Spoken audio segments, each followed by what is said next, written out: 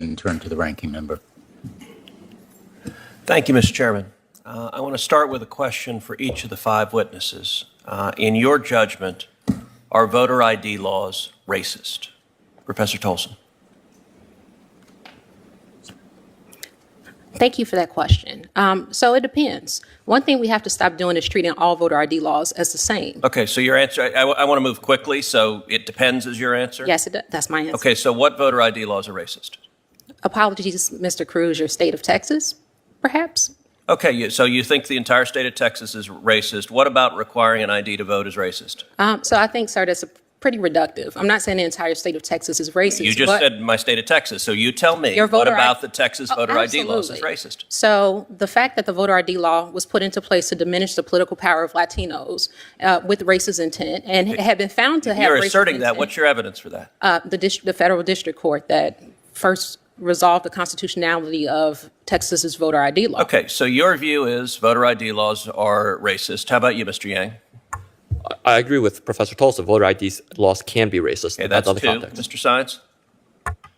There are some voter ID laws that are racially discriminatory in intent. How about in practice? In intent, fine, you say there's some racist with a malevolent intent lurking in the back of their mind.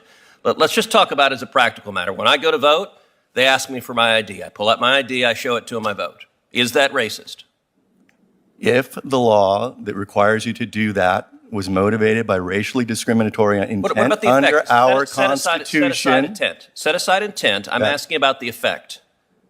Yes, in effect, I think that Ms. there are Reardon. discriminatory effects from a number of voter ID laws. Okay, thank you, Ms. Reardon. I'm going to give the witness a chance to answer the question. Go ahead, Mr. Sine.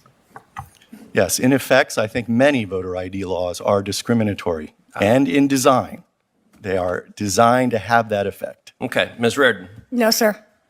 In this next clip, Senator Ted Cruz takes on three liberal activists and challenges their argument that needing an ID to vote is somehow racist.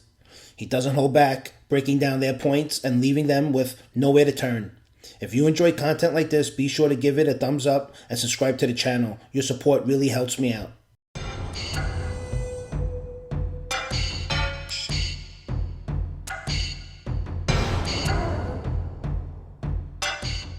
Mr. Van Spakovsky.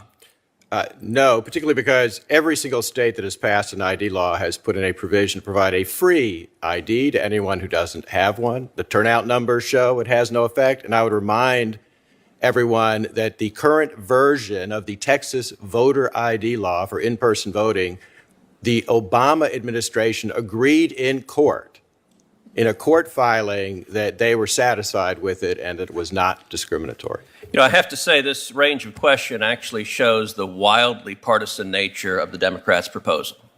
The record should reflect all three of the Democratic witnesses invited by the chairman maintained to this committee that voter ID laws can be, in many instances, in most instances, I think of the various ways they formulated, are racist. So let me tell you who disagrees with that. 35 states across the country disagree with that because 35 states have voter ID laws in effect. But not just 35 states. 81% of voters in America disagree with the radical views proposed by the Democrats and the Democratic witnesses. Not just 81% of Americans. 77% of black voters in America support voter ID laws.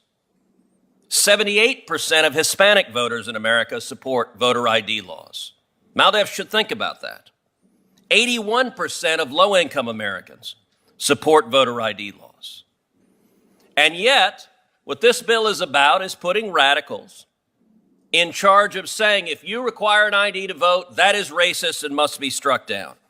This is all about partisan power. Now, DOJ has also said, under the Biden administration, that it is not going to presume that that a state acts lawfully if it simply returns to pre-COVID voting laws. Ms. Reardon, Mr. Van Spakovsky, what does that tell you if they say after a pandemic, if you go back to the laws that existed before, DOJ is not going to assume that that's okay? What does that tell you about the partisan nature of DOJ? So apparently, asking for an ID at the voting booth is now a radical idea. Look, 35 states have voter ID laws, and last I checked, no one's getting whiplash showing their ID at the airport, the bank, or even to buy a six-pack at the corner store. But when it comes to voting, suddenly it's discriminatory. And here's the kicker. 81% of Americans, including 77% of black voters and 78% of Hispanic voters, that's most people, support voter ID laws. So if you think showing an ID to vote is some grand conspiracy, maybe it's time to check who's really benefiting from that narrative. Because, let's be honest, if your big objection to an ID law is that it might make it harder to, do sketchy stuff, that might say more about you than the law. By issuing the guidance that they did, it says to me that what they would like to do is make permanent the emergency procedures that were instituted by many states through litigation by the DNC throughout the country prior to the 2020 election. And they would like those to be permanent. And so rather than understand that they are temporary, they are going to go after states that design to go back to their original election procedures. Well, and I think they also think Democrats did well under those emergency procedures, and so keeping those emergency procedures in place will predictably benefit Democrats. I would note, in addition to disagreeing with the vast majority of the American people, the Democratic witnesses and the Democrats here also disagree with the United States Supreme Court. When I was the Solicitor General of Texas, I represented a coalition of states defending Indiana's voter ID law. Before the U.S. Supreme Court, a group of plaintiffs challenged that. It went to the Supreme Court, and the Supreme Court, by a vote of 6-3, upheld Indiana's voter ID law. Not only did they do so, Justice John Paul Stevens, one of the lions of the left, wrote the majority opinion where he said voter ID laws protect the integrity of elections. And yet, sadly, too many Democrats today don't want to protect the integrity of elections.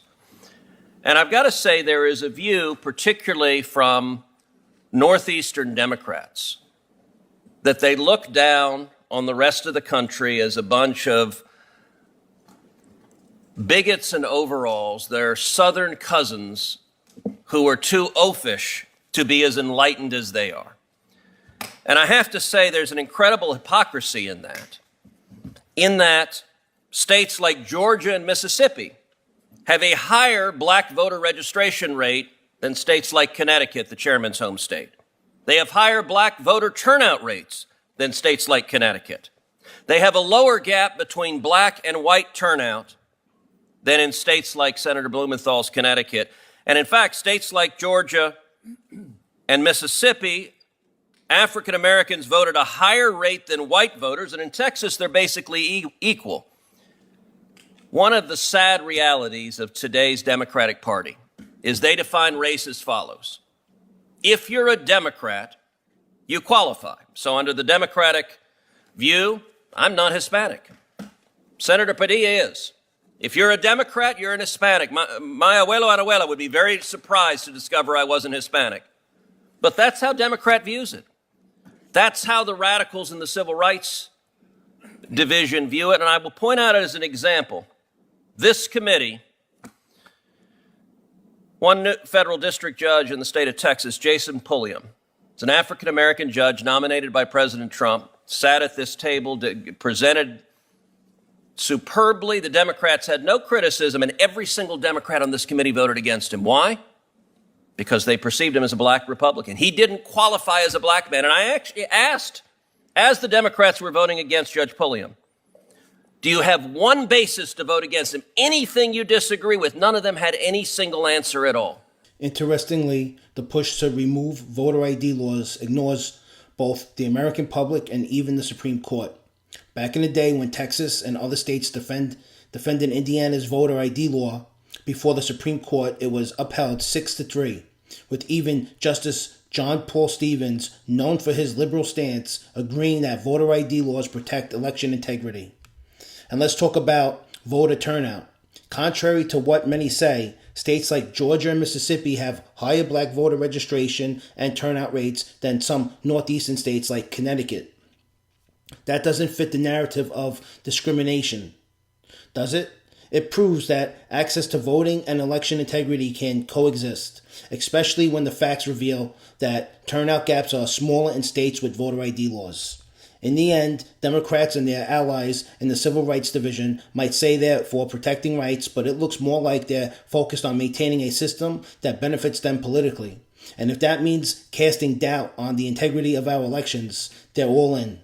If you enjoyed this breakdown, don't forget to hit that thumbs up, subscribe to the channel, and stay tuned for more insights. Your support helps us keep this important discussion going. Thanks for watching.